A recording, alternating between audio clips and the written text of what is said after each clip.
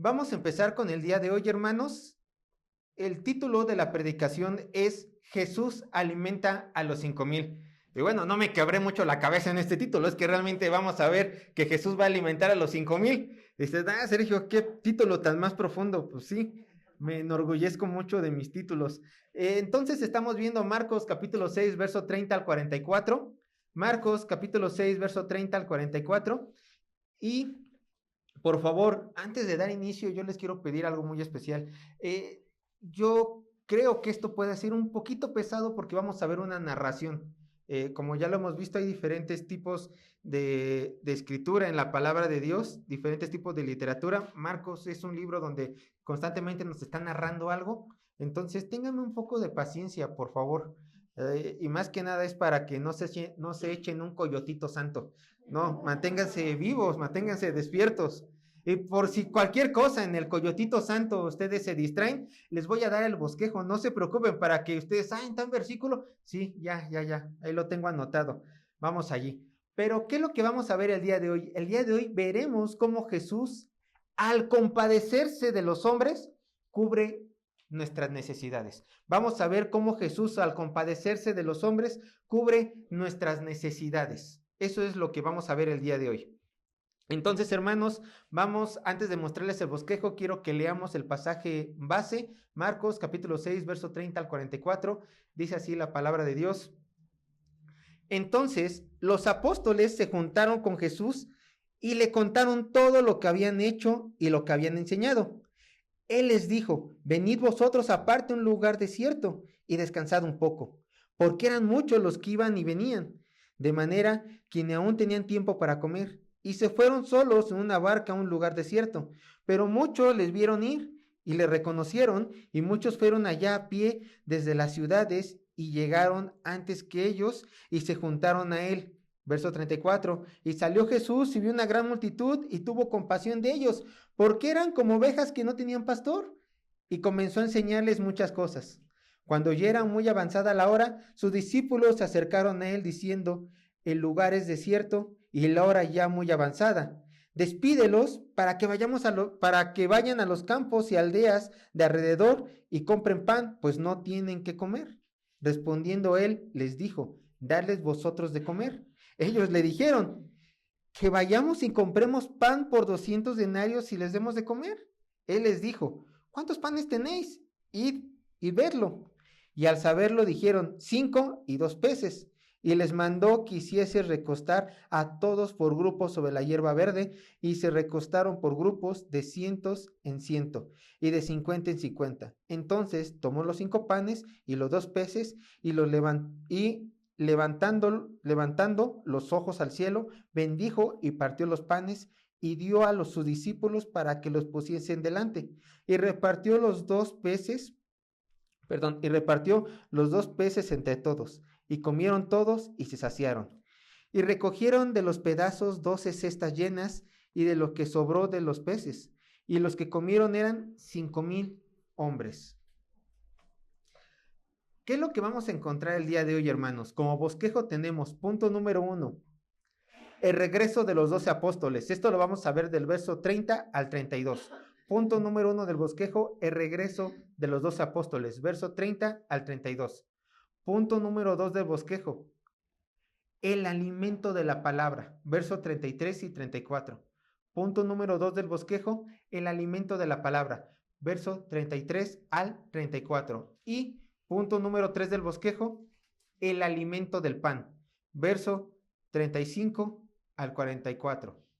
Punto número 3 del bosquejo, el alimento del pan, verso 35 al verso 44.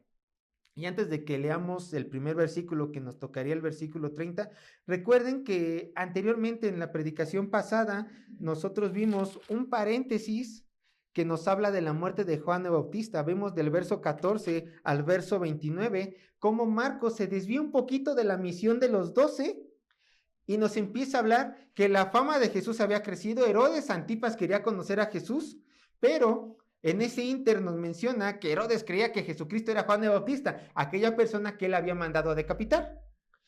Pero ya siendo un lado la muerte de Juan el Bautista y cuáles fueron las condiciones por las cuales este gran hombre de Dios murió, una vez más Marcos dice, ya dejamos ese tema aparte, vamos a ver qué ocurre a continuación, qué ocurrió después de que los discípulos de nuestro Señor Jesucristo regresaron a Él. Entonces, vamos a empezar con el verso 30. Ese sería el panorama en un contexto general. Vean, verso 30. Entonces, los apóstoles se juntaron con Jesús y le contaron todo lo que habían hecho y lo que habían enseñado. Entonces, nos vamos a detener tantito en esta palabra que dice entonces. Estas palabras las encontramos constantemente en el Evangelio de Marcos. ¿Por qué? Porque recuerden que el Evangelio de Marcos fue escrito a una audiencia específica. No fue escrito a hebreos, fue escrito a ¿quiénes? A romanos. Y los romanos pues tenían un gusto más que nada por las acciones. Por eso encontramos en este Evangelio que constantemente Jesucristo es descrito haciendo algo, haciendo algo, haciendo algo. Porque si algo le importaba a los romanos eran las acciones. Bueno, está bien, sus enseñanzas están muy bonitas, pero ¿qué hacía Jesús? Marcos dice, pues Jesús hacía esto. Entonces constantemente vamos a ver, y entonces. Paul Washer, un gran predicador, él menciona que si lees correctamente todo el libro de Marcos completo, de un centón, pues prácticamente vas a terminar cansado, porque dice, y entonces, es como si estuvieras en un día a día en el Señor Jesucristo y hizo esto, hizo el otro, hizo aquello, bueno, y entonces, después de esto, después de que la popularidad de nuestro Señor Jesucristo creció, después de que los discípulos fueron enviados, regresaron, y obviamente después del paréntesis, ya lo dije, de la muerte de Herodes, entonces dice el texto que los apóstoles regresaron, se juntaron otra vez con Jesús y, dice la palabra de Dios, le contaron todo lo que habían hecho y lo que habían enseñado. Bueno, ¿qué hicieron y qué habían enseñado? Vayan conmigo rápido a Marcos capítulo 6, verso 13, para que veamos qué es lo que habían hecho y enseñado. Bueno, desde el verso 12, por favor, Marcos capítulo 6, verso 12. Dice así, Marcos capítulo 6, verso 12, y saliendo, o sea, cuando Jesús los envió, y saliendo, predicaban que los hombres se arrepintiesen, eso es lo que ellos estaban predicando, y echaban fuera a muchos demonios, se ungían con aceite a muchos enfermos y los sanaban. Esto era lo que los apóstoles regresaron a contarle a nuestro Señor Jesucristo. Señor, predicamos tu palabra, echamos fuera demonios y sanamos enfermos con el poder que tú nos diste.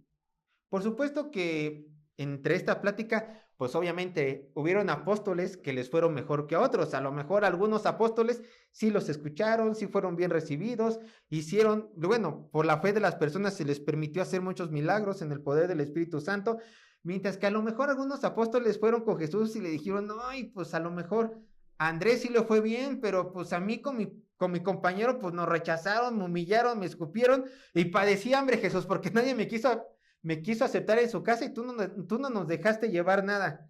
Bueno, sin duda, las experiencias fueron varias. Bueno, pero continúa diciendo el pasaje que estas obras las había hecho ellos contándole a nuestro Señor Jesucristo todo lo que habían hecho. Pero quiero que ustedes tengan algo en mente, hermanos. Cuando una persona trabaja en la obra de Cristo, especialmente como los apóstoles fueron enviados predicando la palabra, o también ustedes en el ministerio o en el llamado, mejor dicho, en la ordenanza de la gran comisión donde ninguno estamos exento de ellos, yo quiero que ustedes entiendan que la obra de conversión nunca va a depender de ustedes. La obra de conversión siempre es una obra de Dios, únicamente de Dios.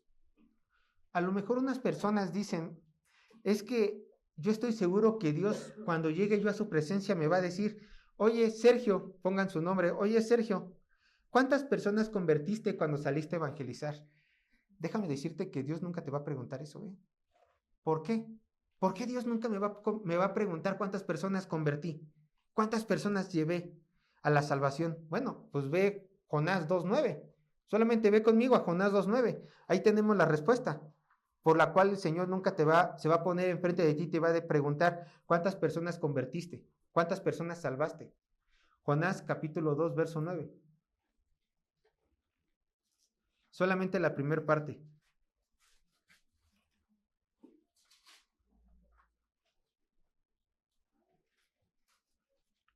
Jonás 2:9. Dice así la palabra de Dios. Nada más la primera parte.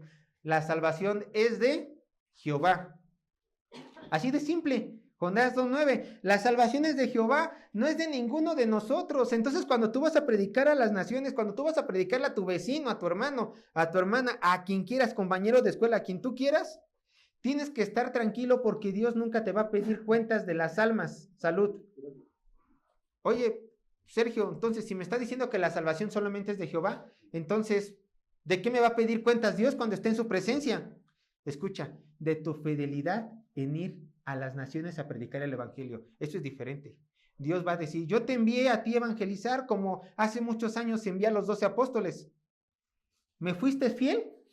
¿Fuiste fiel en salir a las naciones? ¿Fuiste fiel en predicarle al tortillero, al de la crema, al lechero, al de la tienda, al compañero de trabajo, a tu jefe? Dios quiere ver esta fidelidad en cada uno de nosotros. No números, de eso se encarga el Señor. Lo que quiere es fidelidad.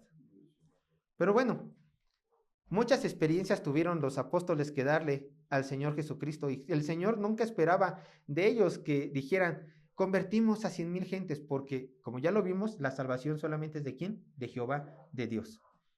Entonces, ¿qué pasó?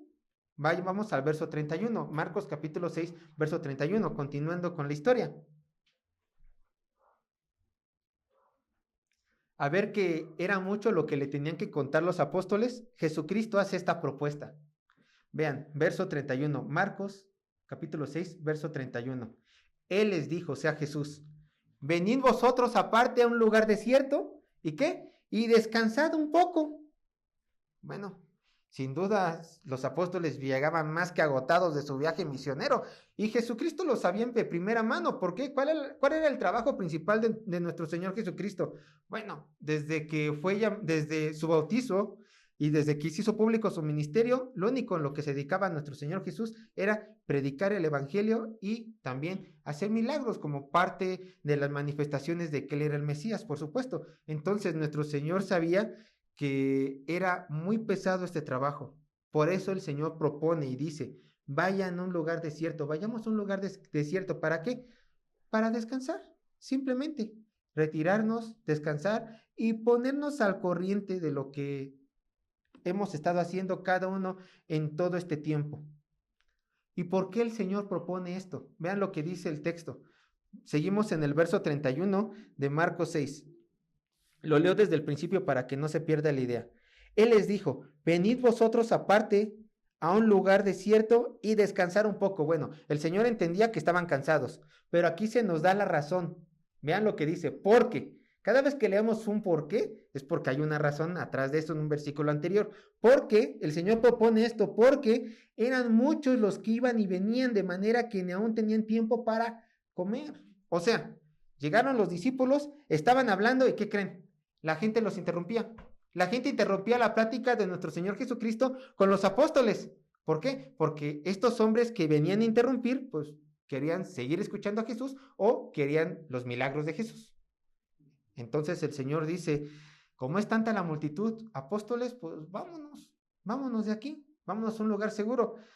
Pero déjenme decirles una cosa, este relato de la alimentación de los 5,000 están en los 4 evangelios. Está en Mateo, está en Marcos, está en Lucas y está en Juan. ¿Y qué creen? Esto hace mucho más rico el asunto, porque tenemos 4 perspectivas diferentes del mismo acontecimiento. Entonces podemos ver que los diferentes autores colocaron detalles que otros omitieron. Por ejemplo, Marcos nos dice que era mucha la gente, entonces les dijo a sus apóstoles, nuestro Señor Jesús, vámonos, ¿no? Pero vean otra razón que nos da Mateo, Mateo 14:13.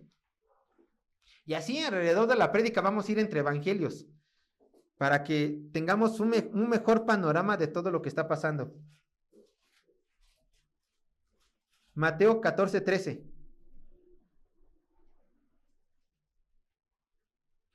Dice, escuchen, nada más se lo voy a poner así. Mateo 14:13. Oyéndolo Jesús, se apartó de allí en una barca a un lugar desierto y apartado. Pues todos pues, nace la pregunta, ¿qué oyó Jesús? Si ustedes leen Mateo 14, verso 1 al verso 12, ¿qué es lo que vamos a encontrar? Véanlo rápidamente, la muerte de Juan el Bautista. Entonces, los acontecimientos están así. Nuestro Señor Jesucristo está predicando, se entera, alguien vino con la noticia de que murió su primo Juan el Bautista. Y entonces él ya tenía la intención de ir a un lugar desierto para meditar. Llegan los apóstoles, pues empiezan a platicar, se junta la gente y él también con esta intención de querer pasar tiempo a solas con el Señor y ahora con sus discípulos les dice, ¿saben qué? Pues vámonos. Quiero escucharlos a solas, quiero meditar a solas por la muerte de mi primo, pues recordemos que Jesucristo era 100% hombre también, entonces sin duda esto le causó dolor en su corazón.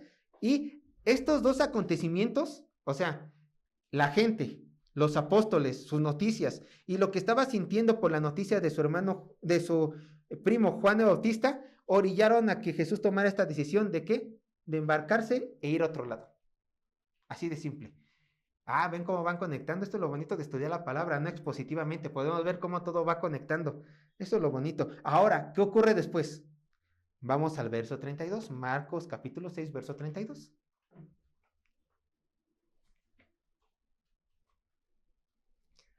Marcos capítulo 6, verso 32. Estamos en nuestro texto base. Dice así.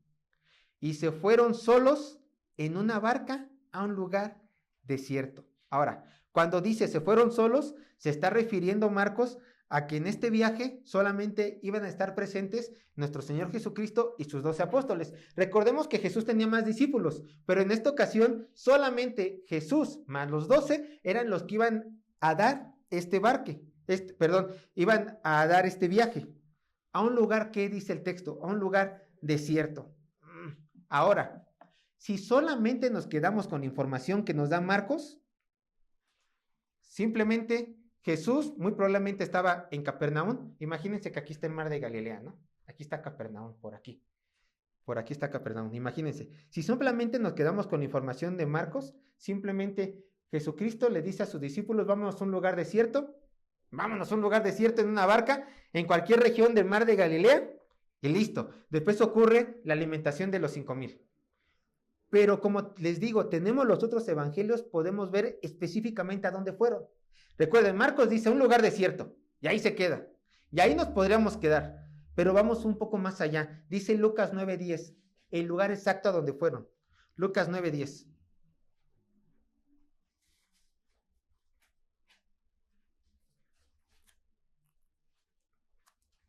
Lucas capítulo 9, verso 10. Vean lo que dice.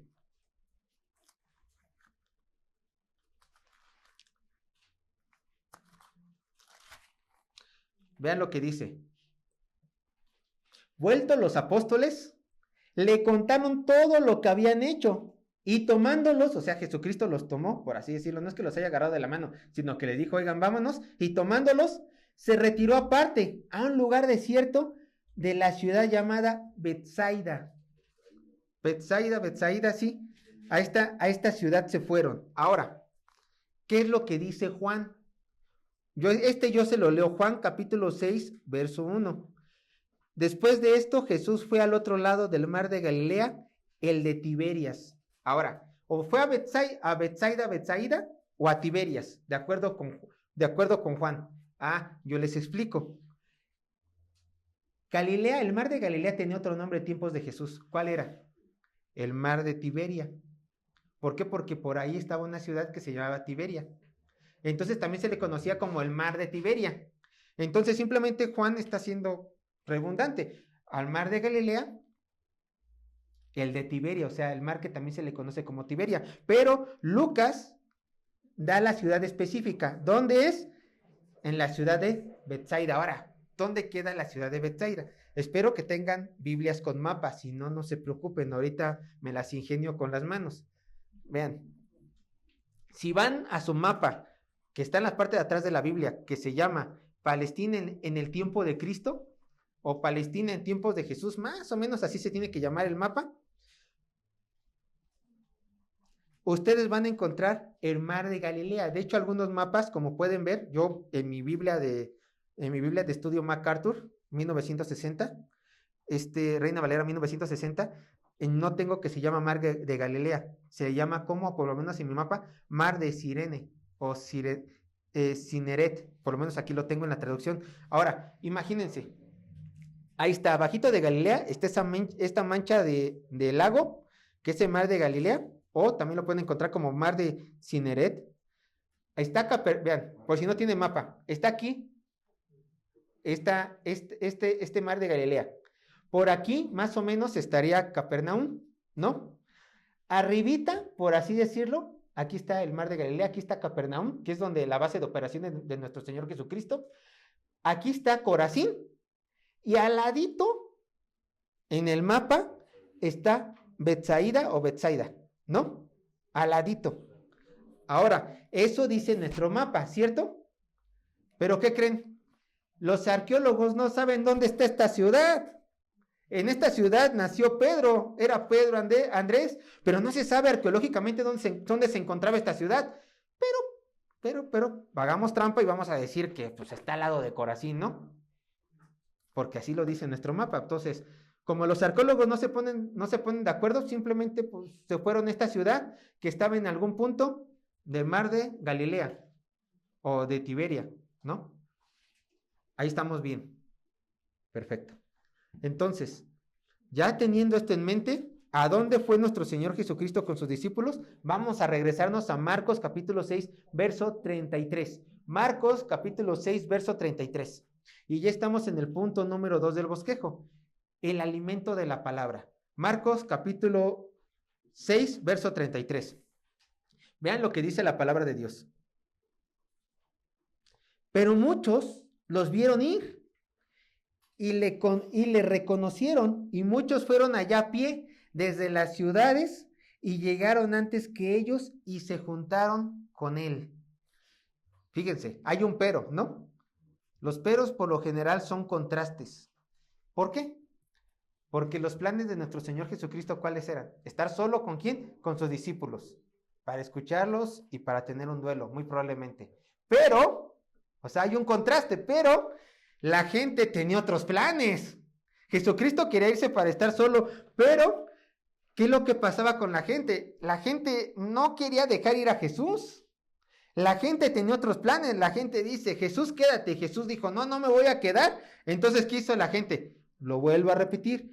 Muchos lo vieron ir y le reconocieron. O sea, ya se va Jesús de Capernaum y muchos fueron allá a pie desde las ciudades. O sea, muchos fueron a seguir a Jesús. A ver, está agarrando una barca, no se quiere quedar. ¿Dónde va?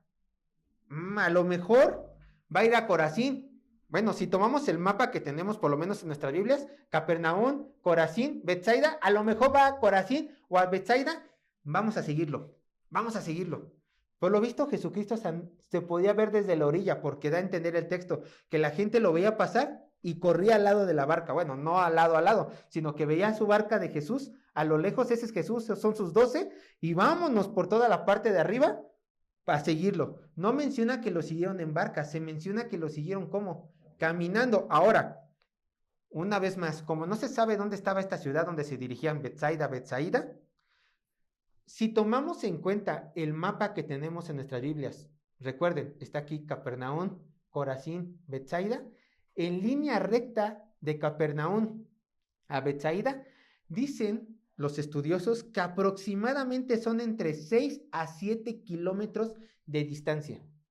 Entonces, es como si fueras de aquí, si quisieras ir de aquí al centro comercial Santa Fe, caminando y de regreso, de ida y de regreso caminando, que no está muy lejos realmente. Yo casi cada semana voy así, yendo y viniendo caminando. O sea, no está lejos. Pero, entonces, si esto es en línea recta, en una balsa, ¿cuánto sería a pie? Por la orilla. Porque recuerden, hacían esto en el mar de Galilea. ¿Cuánto sería a pie? Más o menos dicen los estudiosos que el doble, entre 12 a 14 kilómetros. Ahora, dice el texto, algo interesante. Y llegaron antes que ellos y se juntaron a él. Si el traslado de Jesús era más corto, 6 a 7 kilómetros, Y el traslado de los hombres, que no dice que nadie tomó barca, simplemente que le siguieron a pie, era por la orilla el doble. ¿Cómo es que ellos, dice el texto, y llegaron antes que ellos? O sea, Jesús y sus discípulos. ¿Cómo es posible? ¿Cómo es posible que llegaron antes que ellos? Bueno, muy probablemente esta es la explicación que dan. Puede ser que la barca de Jesús iba en contracorriente. Eso hizo que fuera más lenta que los hombres. Entonces, las personas que lo veían, bueno, podían seguirle, pero aún así el recorrido iba a ser muy largo. A lo mejor cuando vieron que pasaron Corazín, dijeron, no se va a Corazín, ¿va a dónde? Va a Betsaida. Entonces, la gente más joven y la gente menos enferma, porque muchos enfermos seguían a Jesús, la gente más joven y menos enferma, pues echó una carrera, a lo mejor desde Capernaum hasta Betsaida, se echaron una carrera y llegaron antes que Jesús. Esa es la explicación. Pero entonces, ¿todos llegaron antes que Jesús? No, solamente llegaron antes que Jesús los más jóvenes, los menos enfermos, y cuando Jesús bajó los vio y esperaron a que los otros llegaran. Y bajó Jesús y dice, quería estar solo y veo que aquí en toda la orilla que hay una caravana viniendo a verme. Pues bueno, así era la vida de Jesús. Así era la vida de Jesús. Pero estos hombres realmente se esforzaron mucho. Bueno, yo caminando sí puedo irme aquí de Santa Fe, ponme corriendo de aquí a Santa Fe, no. Se me salen las tripas a mitad de camino, no puedo.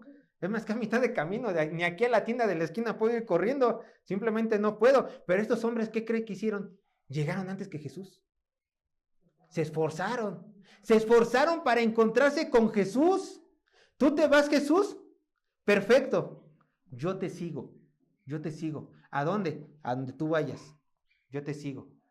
Bueno, estos esfuerzos nuestro Señor Jesucristo no los echó en saco roto, como decimos. O sea, los tomó en cuenta. ¿Por qué? Marcos capítulo 6, verso 34. Continuamos con la historia. Marcos capítulo 6, verso 34.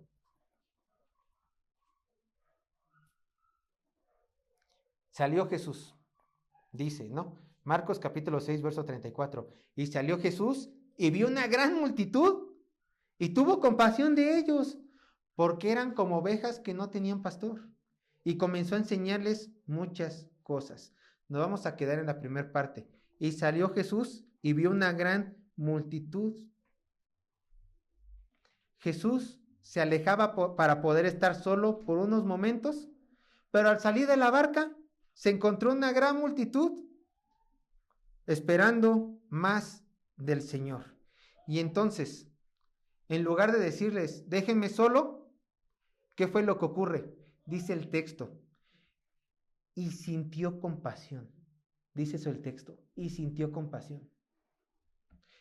Antes de continuar, déjenme decirles, Jesús estaba en todo su derecho de decir, quiero estar solo un momento. Claro que estaba en su derecho. Su trabajo era la predicación de la palabra, todos tenemos derecho de un descanso, pero Jesucristo, por el amor que le tuvo a las personas, tuvo compasión, dijo no. Pero vamos a ver la palabra compasión. La palabra compasión aquí empleada es la palabra griega, y no lo sé traducir, bueno, no lo sé hablar muy bien, pero más o menos suena así. Splanizomai, esa es la palabra griega, splanizomai, que significa, escuchen, la palabra compasión significa ya al español compadecerse, o también se puede traducir como sentir lástima. Ahora, de acuerdo al contexto que estamos viendo, no es que Jesús haya sentido lástima, es más bien, se está refiriendo más bien a que Jesucristo sintió un profundo dolor en lo más profundo de sí, sintió un dolor intenso en lo más profundo de sí, quedó afectado al verlos así. Un dolor profundo que por lo general viene con la compasión y con el amor. O sea, algo sintió dentro de él que no permitió dejarlos ir. Algo dentro de sus extrañas. Un profundo dolor, un profundo afecto dentro de él. Entonces, al ver Jesús a toda esta gente tan ansiosa de literalmente ser tocada por Dios, pues nuestro Señor Jesucristo se conmovió y quiso atender a toda esta gente. Por cierto, déjenme decirles una cosa, el hecho de que Dios sienta compasión y misericordia por los hombres no es algo exclusivo del Nuevo Testamento, No quiero que ustedes piensen que Jesucristo es diferente, la segunda persona de la Trinidad es diferente al Dios que se nos muestra en el Antiguo Testamento. Para nada, recuerden, un solo Dios, tres personas distintas, ¿no? Pero Dios sigue siendo el mismo. Vean cómo desde el Antiguo Testamento ya encontramos que nuestro Dios siente misericordia por cada uno de nosotros y está dispuesto a ayudarnos en estas situaciones que las requiramos. Vean lo que dice Salmo 103, verso 13. Salmo 103, verso 13.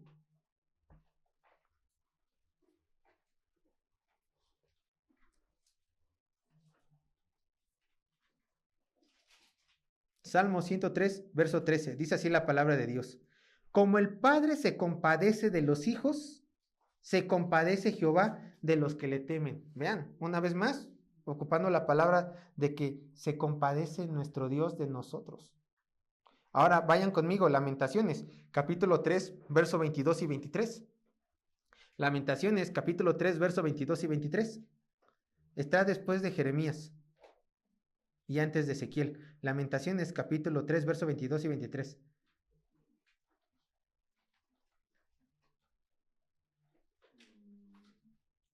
Dice, Lamentaciones 3, 22 y 23. Escuchen. Por la misericordia de Jehová no hemos sido consumidos, porque nunca decayeron sus misericordias. Nuevas son cada mañana, grande es su fidelidad. Ahora un último verso. Vamos ahora a un verso del Nuevo Testamento, donde también se nos habla de las misericordias de Dios. Segunda de Corintios, capítulo 1, verso 3 y 4.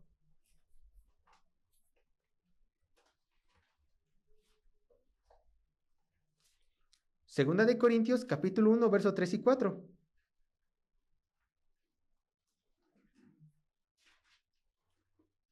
Vean lo que dice. Segunda de Corintios, capítulo 1, verso 3 y 4. Dice así la palabra de Dios.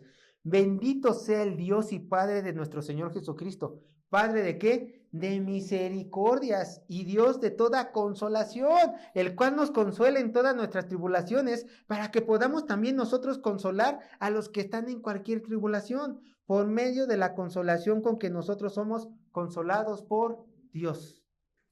Ahí lo tenemos, un Dios que consuela, un Dios lleno de misericordia, el mismo Dios que se presentó en el Antiguo Testamento, está aquí enfrente de esta multitud, mostrando su misericordia, sintiendo misericordia por estos hombres. Pero, está bien, ya vimos que sintió misericordia.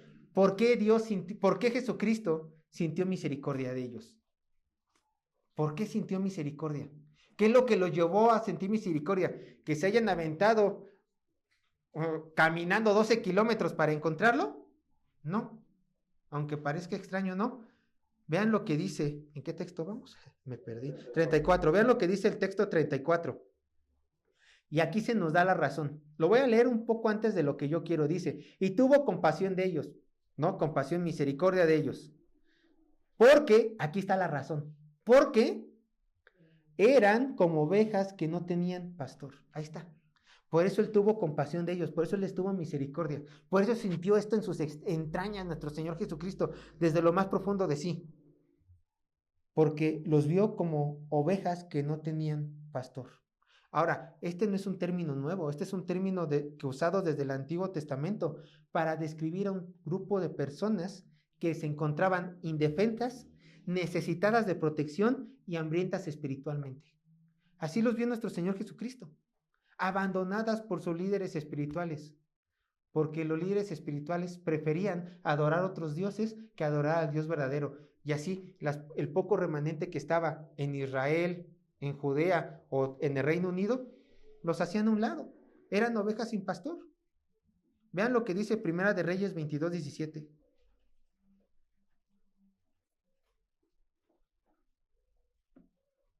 Primera de Reyes capítulo 22, verso 17. Entonces él dijo, Primera de Reyes 22, 17 dice, entonces él dijo, yo vi a todo Israel esparcido por los montes como ovejas que no tienen pastor. Una vez más, gente desamparada, necesitada, indefensa, sin guía espiritual. Y Jehová dijo, estos no tienen señor. Vuélvase cada uno a su casa en paz. Ahora vayan conmigo a Ezequiel 34, 5.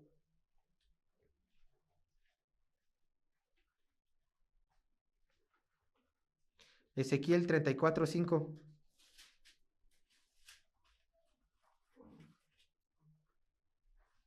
Dice, Ezequiel 34:5 dice, y andan errantes por falta de ¿qué?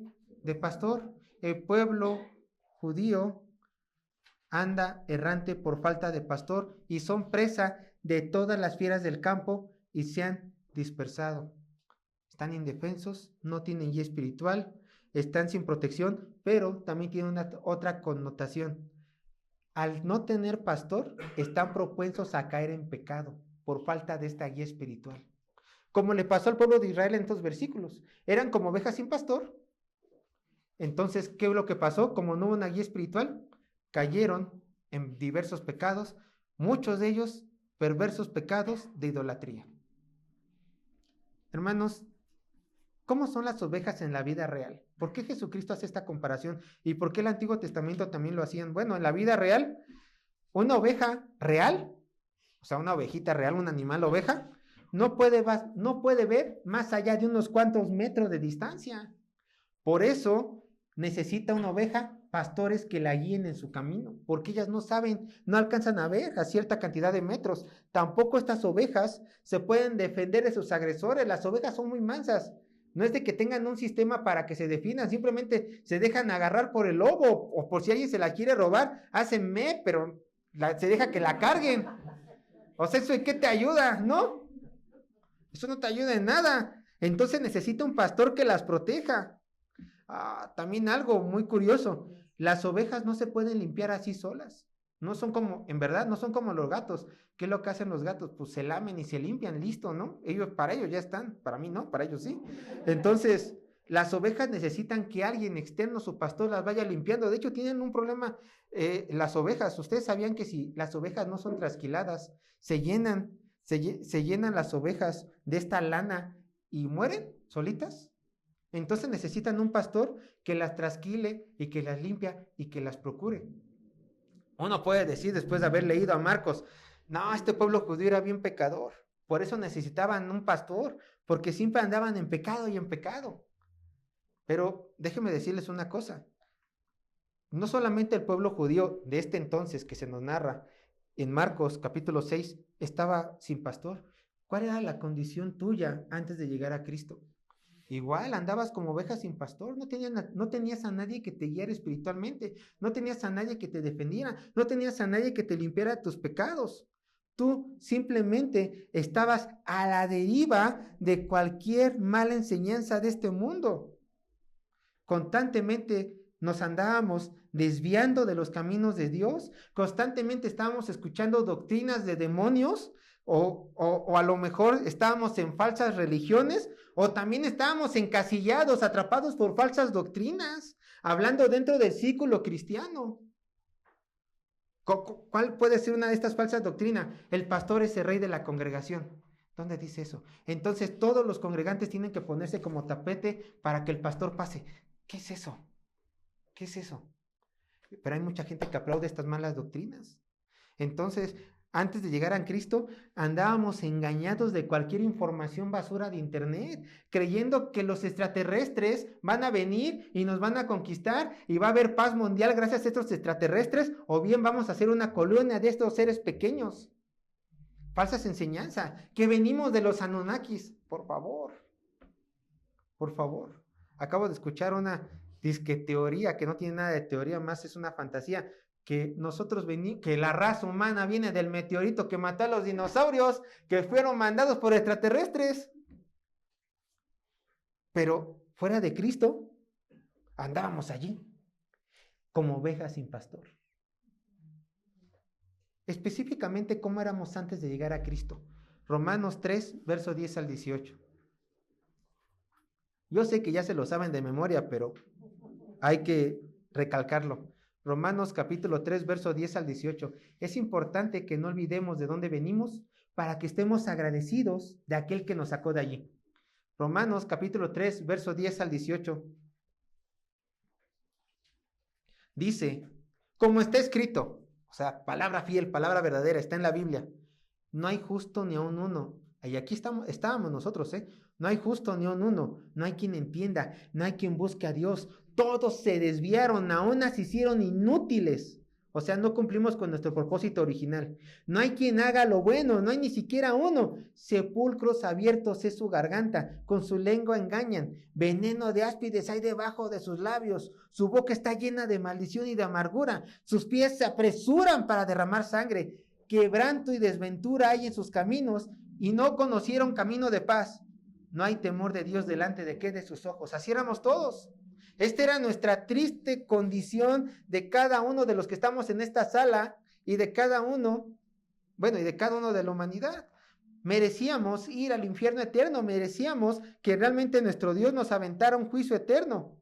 Pero gracias hay que darle a Dios por no dejarnos a nuestra suerte. ¿Por qué? Porque Dios envió al buen pastor. ¿Quién es este buen pastor? Exacto, nuestro amado Jesucristo, nuestro buen pastor. Vayan a Juan capítulo 10, verso 11 a 15.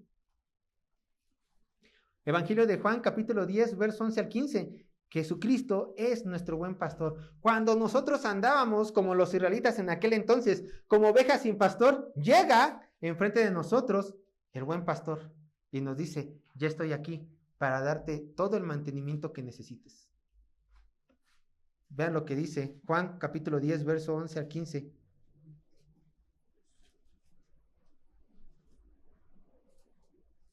Dice: yo soy el buen pastor, habla Jesús. Yo soy el buen pastor. El buen pastor su vida da por las ovejas. Mas el asalariado, que no es el pastor, de quien no son propias las ovejas, ve venir al lobo y deja las ovejas y huye. Y el lobo arrebata las ovejas y las dispersa. Así que el asalariado huye, porque es asalariado y no le importan las ovejas. Yo soy el buen pastor y conozco mis ovejas, y las mías me conocen, y así como el Padre me conoce y yo conozco al Padre, y pongo mi vida por las ovejas. Ahora, hermanos, no hay otro buen pastor más que nuestro Señor Jesucristo. Ya lo vimos, aquel que dio la vida por nosotros en la cruz para que nosotros fuéramos sanados, limpios, protegidos y ahora predestinados a un futuro eterno con Él en la gloria. Lo único que requiere nuestro Señor Jesucristo para que formemos parte de este hermoso gran redil, que somos una familia, por supuesto, es que nos arrepintamos de nuestros pecados y que creamos en nuestro Señor Jesucristo como único Dios Salvador. Nada más. Así Él puede ser nuestro buen pastor, claro. Y así vamos a ser adoptados en esta gran familia celestial. Entonces, regresando ya a nuestro texto principal, Marcos 6, ¿qué fue lo que hizo? ¿Qué fue lo primero que hizo el buen pastor, Jesús? Al ver la necesidad de toda esta gente, ¿qué fue lo primero que hizo? ¿Qué fue lo primero que hizo nuestro Señor? Vean, vamos a seguir el verso 34 para que lleguemos a esa parte. ¿Qué fue lo primero que hizo cuando vio la necesidad de toda esta gente? Dice Marcos capítulo 6, verso 34. Lo voy a leer desde el principio. Marcos capítulo 6, verso 34. Y salió Jesús y vio una gran multitud y tuvo compasión de ellos, porque eran como ovejas que no tenían pastor. Pero vean qué fue lo primero que hizo Jesús. Y comenzó a enseñarles muchas cosas. Entonces,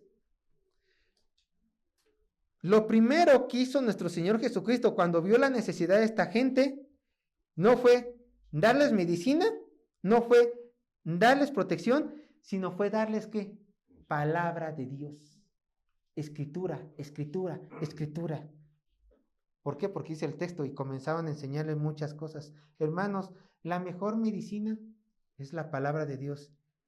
El mejor alimento es la palabra de Dios. El agua de vida es la palabra de Dios. Esta gente lo necesitaba. Esta gente lo necesitaba. Necesitaba escuchar lo que Dios quiere que escuchen para que su espíritu regresara en ellos. Ahora, ¿qué creen que dice Mateo? Yo se lo leo. Vean lo que dice Mateo en esta parte. Mateo 14:14, para que lo tengan anotado, pero yo se los voy a leer. Vean lo que dice Mateo 14:14. Dice: y saliendo Jesús, vio una gran multitud y tuvo compasión de ellos. Hasta aquí vamos bien, ¿no? Los dos dicen lo mismo, pero vean la diferencia. Y sanó a los que ellos estaban enfermos. A ver, Marcos está diciendo que lo primero que hizo es que les puso a predicar, se puso a predicar, y Mateo está diciendo que lo primero que hizo fue sanarlos. Ahora, quiero que ustedes entiendan algo. ¿Quién tiene la razón de estos dos? Ambos tienen la razón, simplemente están describiendo cosas, las mismas que ocurrieron en el mismo momento, pero uno le está dando más énfasis a la escritura y otro le está dando más énfasis a que sanó a la gente. Esa es toda la explicación, pero quiero que entiendas esto, hermano. La labor principal del Mesías, del hombre escogido por Dios, que iba a venir a redimir a toda la humanidad, la labor principal del Mesías no era sanar enfermos ni hacer milagros. Esto era una manifestación que comprobaba que esa persona era el Mesías, nada más. La verdadera labor del Mesías era hacer que las personas, por medio de la predicación de la palabra de Dios, se arrepintieran de sus pecados y voltearan a ver al Dios glorioso. Y esto solamente se puede lograr ¿con qué? Con la predicación fiel de la palabra. Por eso Jesucristo lo primero que hizo fue sí sanar, pero le dio especial prioridad ¿a qué? A predicar, predicar, predicar. ¿Cuáles son los beneficios de escuchar la palabra de Dios o leerla? O de venir cada domingo aquí, ¿no? O los miércoles a escuchar palabra de Dios. ¿Cuáles son estos beneficios que yo, como creyente, como oveja, obtengo? Bueno, son los siguientes. Aquí sí quiero que me acompañen. Salmo 19:7. Salmo 19:7.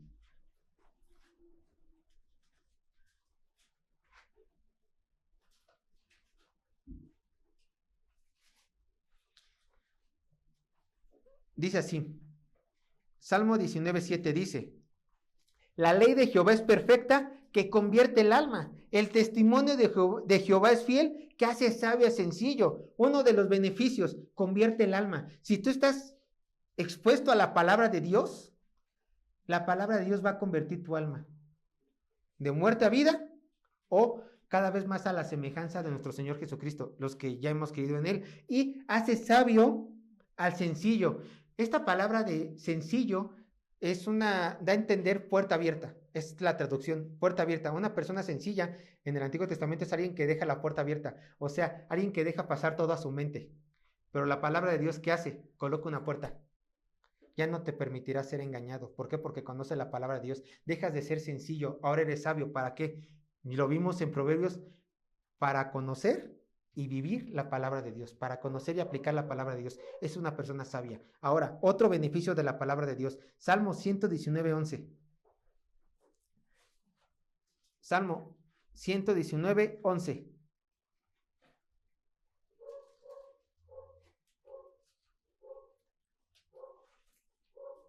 Vean lo que dice. Salmo 119:11. Dice así la palabra de Dios: en mi corazón he guardado tus dichos, o sea, tu palabra, ¿para no qué? Para no pecar contra ti. Entonces, el estar en contacto con la palabra de Dios nos ayuda ¿a qué? A no pecar. ¿Así?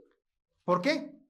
Porque si te das cuenta que la palabra de Dios dice que el fornicar, tener relaciones sexuales fuera del matrimonio es pecado, tú si amas a Dios, no vas a tener relaciones sexuales fuera del matrimonio.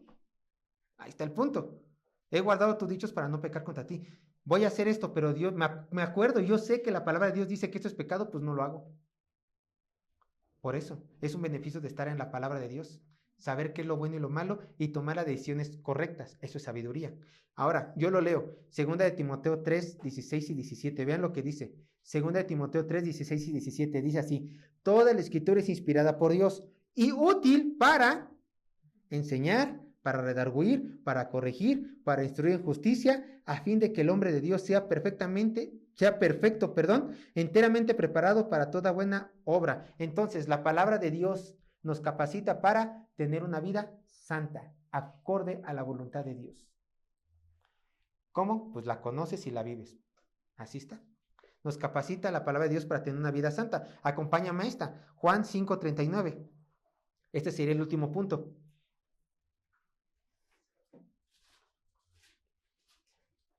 Juan 5:39. Esto lo dijo Jesucristo. Juan 5:39.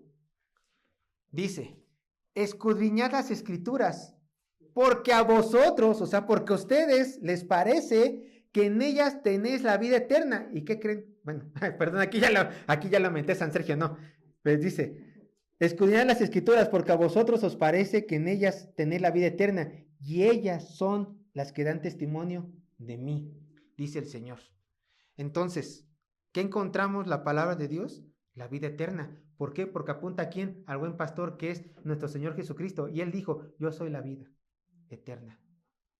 Entonces, todos estos beneficios tiene la palabra de Dios. ¿Y qué creen? Todos estos beneficios los sabía Cristo. Por eso les predicó a estas personas con ansia. Porque sabía que si ellos cambiaban su manera de ver la palabra de Dios, cambiarían sus vidas.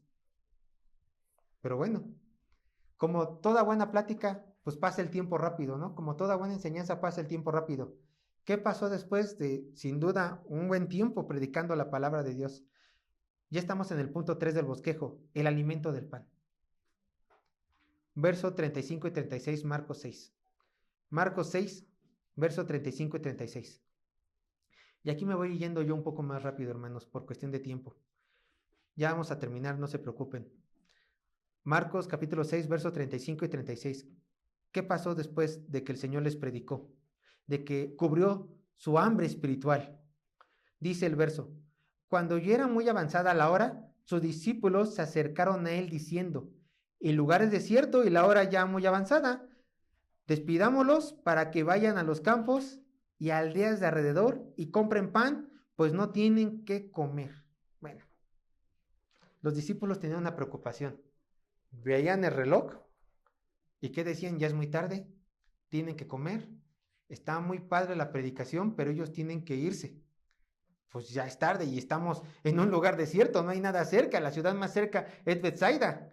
Tienen que ellos irse a alimentar. Entonces, pues en algún sentido, pues sí se acercaron a Jesús y le sugirieron, ¿sí? Le dijeron, Jesús, ya despida a la gente. Todos estamos siendo alimentados espiritualmente, pero ya hace hambre y no solamente de pan vive el hombre, Señor, ¿no? Entonces, por favor, despídelos. Ay, pero ¿qué creen? Una vez más, los planes del hombre no son los mismos que los planes de Dios. ¿Cómo les contesta nuestro Señor Jesucristo? Marcos 6, verso 37. Marcos 6, verso 37.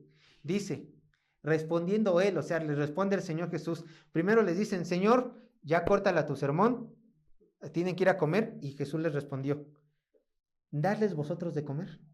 Ellos le dijeron, que vayamos y compremos pan por 200 denarios y les demos de comer.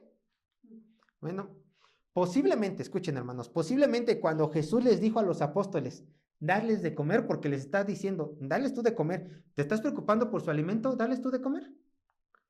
Bueno, probablemente Jesucristo estaba probando su fe y ellos tenían que decir, pues claro, Señor, yo les voy a dar de comer.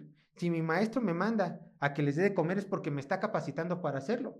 Entonces, si ya me dio facultad de predicar su evangelio, recuerden la misión de los 12, si ya me pidió la facultad, dicen los apóstoles, de predicar su evangelio, de sanar enfermos, echar fuera en demonios, pues también me va a dar la facultad para darles de comer.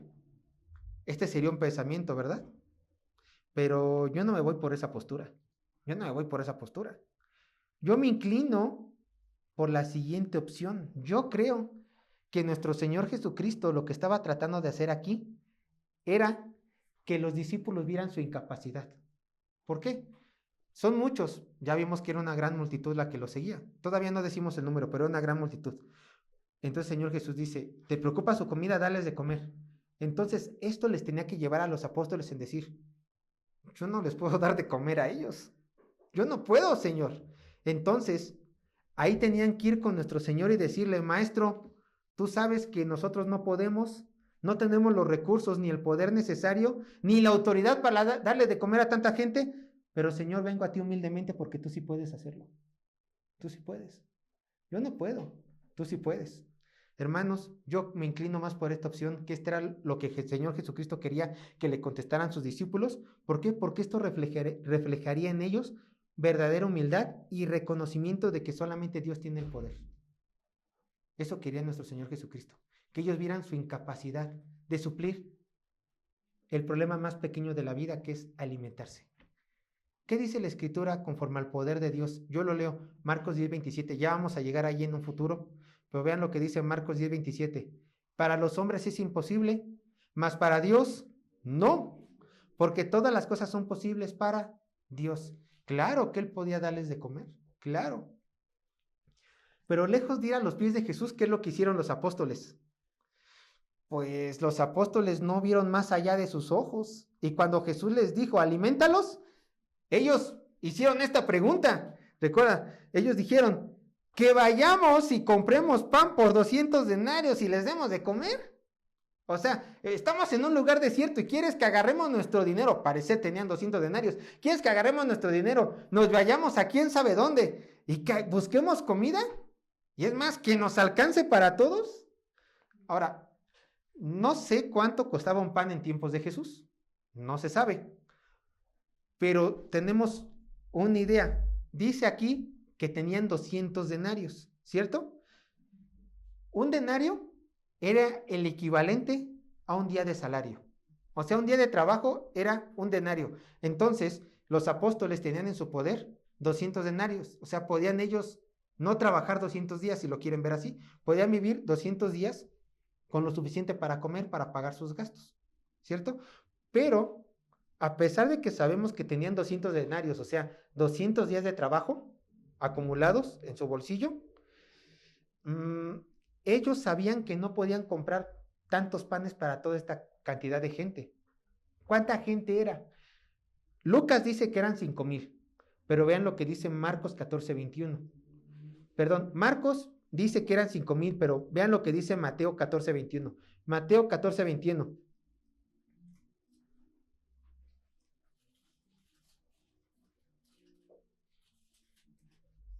Mateo 14:21 dice, y los que comieron fueron como 5,000 hombres, sin contar las mujeres y los niños. O sea, Marcos se queda corto, Marcos solamente enumera a los hombres, pero Mateo dice más de 5,000. ¿Por qué? Porque 5,000 hombres más mujeres y niños. No se sabe si eran el doble o el triple, simplemente eran más de 5,000 gentes. Así nos vamos a quedar porque eso dice el texto. Pero los apóstoles sabían que no le podían dar de comer con este dinero. ¿Y cómo lo reafirmamos? Porque vean lo que un apóstol dijo, Juan capítulo 6, verso 7. Un apóstol de plano dijo, no nos alcance el dinero. Vean lo que dice Juan capítulo 6, verso 7. Juan capítulo 6, verso 7.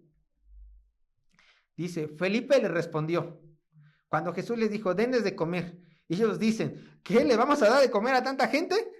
Luego Felipe dice lo siguiente, Felipe le contestó, le respondió, 200 denarios de pan no bastarían para cada uno, no bastarían para que cada uno de ellos tomase un poco. O sea, los apóstoles sabían que no les iba a alcanzar, ni siquiera para que la gente, esta cantidad, más de 5,000 gente, comiera ni siquiera un poco de pan. Les faltaba, ¿qué? Recursos económicos. Y también la comida, porque ¿dónde iban a sacar toda esa comida? ¿Pero por qué lo hizo Jesús? Bueno, recuerden, los hombres podemos improvisar. Los hombres no sabemos qué hacer, pero Dios tiene todo bajo control. Un verso antes, Juan 6:6, ¿qué es lo que dice? Pero esto decía Jesús para probarle, porque él sabía lo que iba a hacer. Todo lo tenía bajo control. Jesús simplemente quería ver la fe de sus apóstoles. Quería que ellos fueran a él para que él supliera esta necesidad. Vamos a regresar a nuestro texto base y les digo, ya voy cada vez más rápido. Por favor, espérenme solamente 10 minutos más, por favor. Vean lo que dice Marcos capítulo 6, verso 38. Dice Marcos 6:38. Él les dijo, ¿cuántos panes tenéis? Id y verlo. Y al saberlo dijeron 5 y 2 peces. O sea, tenemos 5 panes y 2 peces. No tenemos más. Nada más tenemos 5 panes y 2 peces. Y Señor, tú me estás diciendo que los alimente. Nada más tenemos esto.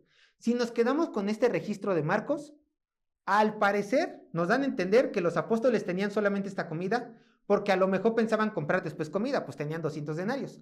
Pero ¿qué creen? Ellos no tenían comida. ¿Por qué? Porque vamos a regresar a Juan capítulo 6. Es más, yo lo leo. En Juan capítulo 6, verso 8 y 9, vean de dónde sacaron estos panes y estos pececitos o estos peces. Juan capítulo 6, verso 8 y 9 dice así. Y uno de los discípulos, Andrés, hermano de Simón Pedro, le dijo, aquí está un muchacho que tiene 5 panes de cebada y 2 pececillos. Mas, ¿qué es esto para tantos? O sea, ellos no tenían nada De repente Andrés encuentra un muchacho, el muchacho le dice, pues yo tengo esto, ¿le servirá?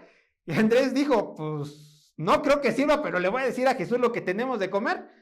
Y pues voy. Pero Andrés tuvo la iniciativa de hacer lo que Jesús les dijo, en presentar lo que tenían. Pero ¿qué creen? Andrés carecía de fe para ver las maravillas de Dios. ¿Por qué? Porque ¿cómo termina esto? Tengo estos planes, pero ¿qué es esto para tantos? Como decir, tengo 5 panes y 2 peces, pero Señor, ¿podrás hacer algo con esto? O sea, él estaba dudando. ¿Qué puedes hacer tú con eso? ¿Qué puedo hacer yo con eso? Yo no puedo hacer nada. Quizás, no sé tú. Eso estaba diciendo Andrés. Pero una vez más, hermanos, aquí sí quiero que vayan conmigo a las Escrituras. Una vez más, cuando vemos las cosas imposibles ante nuestros ojos, ¿qué dice las Escrituras? ¿Qué dice las Escrituras? Ezequiel 32:26.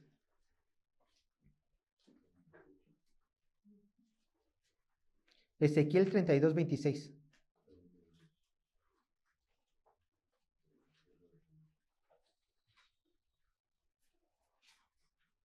Dice, cada vez que tú te encuentres en una situación difícil y estés dudando como diciendo, ¿qué es esto? ¿Qué esto ayuda para tanto que estoy sufriendo? ¿O qué es esto para tan poco? Ve lo que dice Ezequiel 32:26. He aquí que yo soy Jehová, Dios de toda carne. Y ve, Jehová pregunta, ¿habrá algo que sea difícil para mí? Si Jehová te preguntara esto, se te apareciera como a Job y te dijera, oye, hijo, hija, ¿hay algo imposible para mí? ¿Tú qué tendrías que contestar? No, Señor, no hay nada imposible para ti. Y con esa fe tenemos que contestar, Señor, veo esta circunstancia en mi vida. Y el Señor dice, hijo, hija, ¿hay algo imposible para mí? Entonces nosotros tenemos que contestar de esta manera, no, Señor, no hay nada imposible para ti. Yo sé que puedes hacer mucho con tan poco. ¿O acaso Dios no es soberano? ¿Acaso algo se escapa de la voluntad de Dios? ¿Acaso no dice Salmo 135:6, todo lo que Jehová quiere lo hace, en los cielos y en la tierra, en los mares y en todos los abismos? ¿O acaso no está escrito en Salmo 115:3, nuestro Dios está en los cielos, todo lo que quiso ha hecho? ¿Y qué crees? Él quiere ayudarte en tu momento de necesidad porque siente compasión de ti, con profundo amor.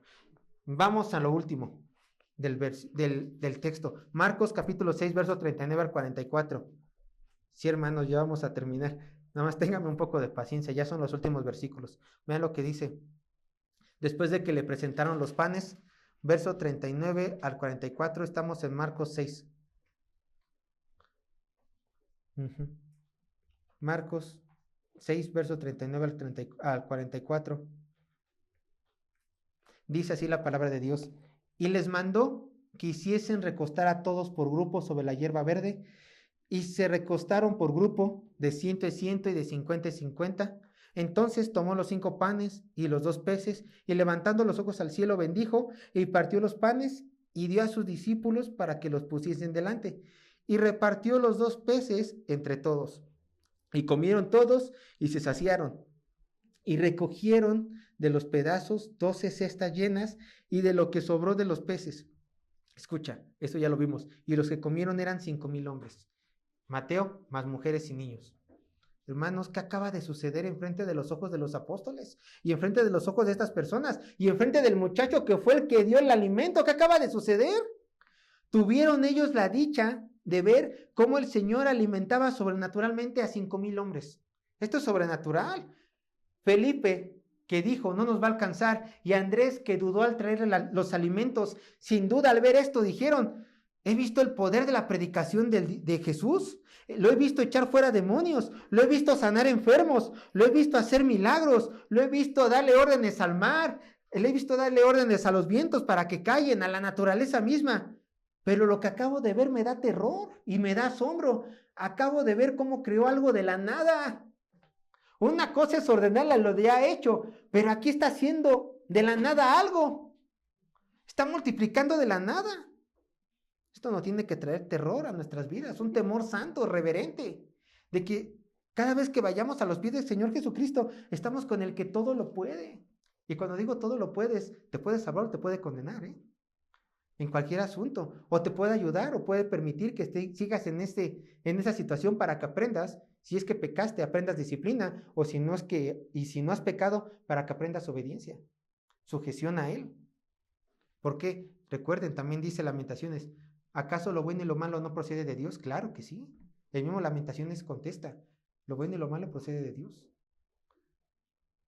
Hermanos, lo que acabamos de ver es cómo Dios suplió la necesidad espiritual, los versos anteriores, de estos israelitas. Ahora estamos viendo cómo Jesús está supliendo la necesidad material, por así decirlo, carnal, de estas personas. Yo te pregunto, si Jesucristo hizo esto por unos 5,000, más de 5,000 desconocidos, ¿qué no hará por ti, iglesia? ¿Acaso no va a suplir tus mayores necesidades para su gloria? Claro que sí. Déjame decirte una cosa. Escucha, todo lo que la iglesia, que tú formas parte de ella, todo lo que la iglesia le pida a su Señor, Dios la dará por amor. Pero yo quiero, de esta idea tan enorme, yo quiero centrarme en una idea un poco más terrenal, mundana, pequeña. ¿Acaso tú en tus momentos de angustia económica, o falta de pan, carencia de comida, falta de trabajo, alimento diario, incertidumbre día a día, ¿acaso Dios no puede también alimentarte como los alimentó estos 5,000? Claro que sí. Tu fe diaria en el Señor tiene que ser constante, renovada, firme, fuerte, porque tú reconoces que este Dios que todo lo puede, también puede darte lo necesario cada día, sin importar qué.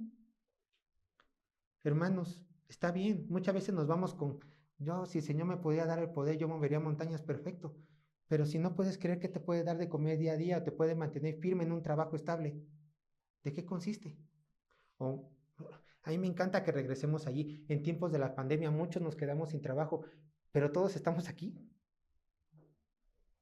En medio de esas necesidades el Señor nos ayudó. Si nos ayudó en el pasado, ¿no creen que nos quiere ayudar ahora? Claro. ¿Y no creen que nos quiere ayudar en el futuro? Pues claro, porque Él quiere suplir nuestras necesidades. Yo te digo una cosa, hermano. Dios tiene pleno control de todas tus necesidades físicas. El Dios Altísimo al que tú sirves no se le pasa nada, absolutamente nada por alto. Él no quiere que te preocupes en qué has de comer, qué has de vestir, qué médico ir, ¿no? Él quiere que te preocupes en una sola cosa. Yo lo leo porque se lo saben de memoria. Mateo 6:33. Buscad primeramente el reino de Dios y su justicia, y todas estas cosas os serán ¿qué? Añadidas. Estos hombres buscaron el reino de Dios cuando lo fueron a perseguir, claro. Y el Señor suplió sus necesidades, ¿qué? Espirituales porque les predicó y físicas porque los alimentó. ¿Qué no hará por nosotros que somos su iglesia, que somos su amada? Recuerda, hermano, y así cierro. Él tiene todo en su poder, absolutamente todo. Solamente búscalo, como estos hombres, búscalo.